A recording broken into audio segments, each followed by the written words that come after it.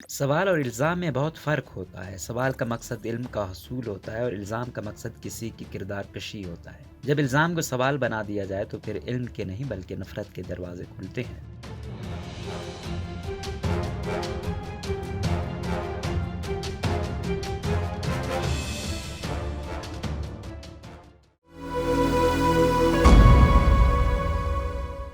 Senior صحافی حامد میر لکھتے ہیں کہ سوال کا جواب مشکل اور الزام کا جواب آسان ہوتا ہے۔ سال 2021 میں مجھے بہت سے الزامات کا سامنا تھا۔ یہ الزامات گزشتہ 20-25 برسوں میں لگائے جانے والے الزامات کا تسلسل تھے، جنہوں نے 10 سال قبل جان سے مار دینے کی دھمکی اور پھر قاتلانہ حملوں کی شکل بھی اختیار کر لی تھی۔ یہ دھمکیاں اور قاتلانہ حملے دراصل الزامات لگانے والوں کی اخلاقی کمزوری کا ثبوت تھے۔ مئی 2021 میں اسلام آباد کے نوجوان صحافی اسد علی طور پر ان کے گھر میں گھس کر تشدد کیا گیا۔ اس تشدد کے خلاف نیشنل پریس کلب اسلام آباد کے باہر صحافیوں نے ایک احتجاجی مظاہرہ کیا۔ اس مظاہرے سے میرے سمیت کئی صحافیوں نے خطاب کیا۔ میرا خطاب کسی ٹی وی چینل پر نشر ہوا، نہ کسی اخبار میں شائع ہوا۔ میرے لہجے کی تلخی کسی کی طبیعت پر بہت ناگراں گزری اور پھر جیو نیوز نے مجھ پر پابندی لگا دی۔ اسی پر بس نہیں کیا بلکہ روزنامہ جنگ میں اس ناچیز کا کالم بھی بند کر دیا گیا۔ میں نے جیو نیوز کی انتظامیہ کو پیشکش کی کہ میں ملازمت سے استعفیٰ دے دیتا ہوں، لیکن مجھے کہا گیا کہ صرف چند دنوں کی بات، پھر معاملہ ٹھیک ہو جائے گا۔ پھر کچھ صحافتی تنظیمیں بھی اس معاملے میں ثالث بن گئیں۔ ان تنظیموں کا کردار ثالث کا تھا یا کسی کے سہولت کار۔ یہ ایک لمبی کہانی ہے جسے ایک نہ ایک دن منظر عام پر آنا ہے۔ فی الحال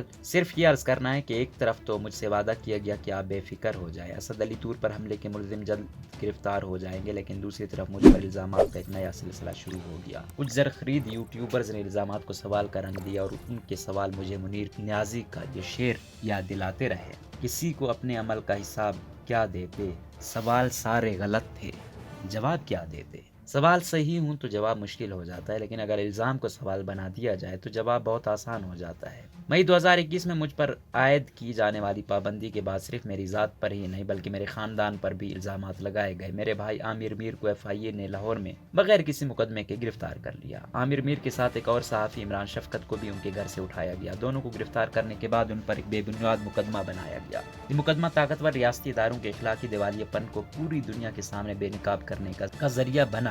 اس واقعے کے بعد BBC کے معروف پروگرام ہارڈ ٹاک میں مجھے واضح کرنا پڑا کہ میرے ساتھ جو کچھ بھی ہو رہا ہے اس کے پیچھے عمران خان نہیں بلکہ پاورفل اسٹیبلشمنٹ ہے۔ میرا قصور صرف اتنا ہے کہ ایک صحافی کو اس کے گھر میں گھس کر مارا گیا۔ میں نے اس واقعے پر احتجاج کیا۔ مجھے غلط ثابت کرنے کا بہترین طریقہ یہ تھا کہ ریاستی ادارے اسد علی طور پر حملے کے ملزمان کو گرفتار کر کے دنیا کے سامنے پیش کرتے۔ افسوس کہ نہ ملزم گرفتار ہوئے اور نہ مجھے غلط ثابت کیا گیا، لہٰذا اپنی خفت مٹانے کے لیے مجھ پر پابندی کا سلسلہ دراز کر دیا گیا۔ عام خیال یہ تھا کہ اس پابندی کے پیچھے ISI کے اس وقت کے سربراہ فیض حمید تھے۔ 20 نومبر کو لاہور میں آسما جہانگیر کانفرنس کے سیشن میں مجھ سے سوال کیا گیا کہ اب تو فیض حمید ISI کے سربراہ نہیں رہیں گے تو کیا آپ پر پابندی ختم ہو جائے گی؟ یہ ایک مشکل سوال تھا۔ میں نے جواب میں کہا کہ 2007 میں فیض حمید ISI کے سربراہ نہیں تھے لیکن مجھ پر پابندی لگ گئی۔ 2014 میں وہ ISI کے سربراہ نہیں تھے لیکن مجھ پر کراچی میں قاتلانہ حملہ ہو گیا، لہٰذا پابندی کا تعلق کسی فرد سے نہیں بلکہ ایک سوچ سے ہے جو ملک میں آئین و قانون کی بالادستی کی بات کرنے والوں کو ریاست کا دشمن قرار دے کر اپنے جرائم چھپانے کی کوشش کرتی ہے۔ فیض حمید نومبر میں چلے گئے لیکن مجھ پر پابندی برقرار رہی۔ پھر دسمبر آ گیا۔ دسمبر کے آخری 2 ہفتوں میں مختلف عالمی نشریاتی اداروں نے مجھ سے پوچھنا شروع کیا کہ سال 2021 پاکستان میں میڈیا کے لیے کیسا رہا۔ میں سب کو ایک ہی جواب دیتا رہا کہ اس سال کے 12 میں سے 7 مہینوں تک مجھ پر پابندی رہی۔ پھر ایک ایسا سوال پوچھا گیا جس نے مجھے ہلا کر رکھ دیا۔ سوال یہ تھا کہ جب 2014 میں آپ پر قاتلانہ حملہ ہوا اور آپ زخمی تھے تو آپ سے پوچھا گیا کہ آپ پاکستان چھوڑیں گے؟ آپ نے جواب میں کہا تھا کہ آپ پاکستان نہیں چھوڑیں گے کیونکہ پاکستان کے حالات بہتر ہو جائیں گے۔ 7 سال کے بعد آپ 7 ماہ سے پابندی کا شکار ہیں۔ یہ بتائیے گا کہ پاکستان کے حالات میں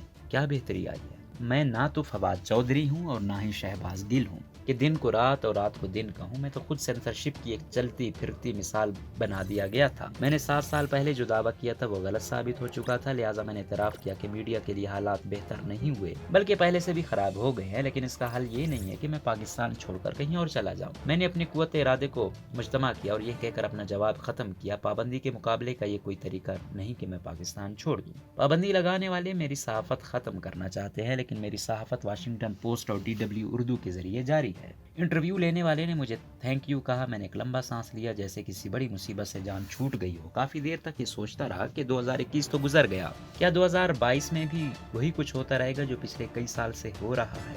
इब्न इंशा का ये शेर याद आ रहा है, एक साल गया एक साल नया है आने को, पर वक्त का अब भी होश नहीं दीवाने को। इक्तिदार व इख्तियार के नशे में मदहोश दीवाने को गुजरते वक्त का वाकई ख्याल नहीं है। अफसोस उस वक्त हुआ जब एक ज़ेर ताब सीनियर सहाफ़ी इमरान शफकत ने अपने व्लॉग में मीडिया पर नाफिज गैर एलानिया सेंसरशिप का मातम करते हुए मुझे मशवरा दिया कि बस बहुत हो गई, अब आप पाकिस्तान छोड़ दें, आपने हमें भी ख़राब किया। इमरान शफकत ने अपने व्लॉग का इख्तिताम मायूसी के साथ किया। उनके साथ जो कुछ हुआ ये उसका रद्द-ए-अमल था। मैं अपने सहाफ़ी दोस्तों और साथियों को ज़बरदस्ती कोई उम्मीद नहीं दिलाना चाहता, लेकिन हमारे आसपास उम्मीद के कुछ चिराग अभी तक रोशन हैं। कुछ दिन पहले national university of modern languages यानी नमल इस्लामाबाद के तलबा का एक वफद मुझे मिला। ये तलबा मुझसे मेरे मुस्तकबिल के बारे में सवालात कर रहे थे और जवाबात में अपना मुस्तकबिल तलाश कर रहे थे। एक तालिब इल्म इंसार अहमद ने अपना मास्टर्स का थीसिस मेरे बारे में किया था। इन तलबा में से कोई मतीउल्लाह जान से मुतासिर था, कोई आसमा शिराजी की तारीफ कर रहा था। ये भागने वालों में नहीं बल्कि इल्जामात और धमकियों की यलगार में मुज़ाहमत करने वालों के किरदार में अपना मुस्तकबिल तलाश कर रहे थे।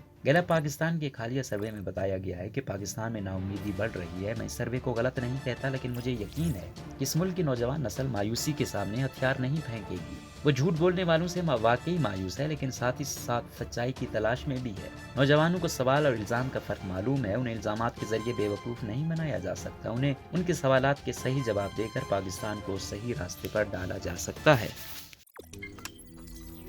रोजनामा कुदरत की वीडियो देखने के लिए अभी YouTube चैनल पर सब्सक्राइब करें और बेल आइकन पर भी क्लिक करें।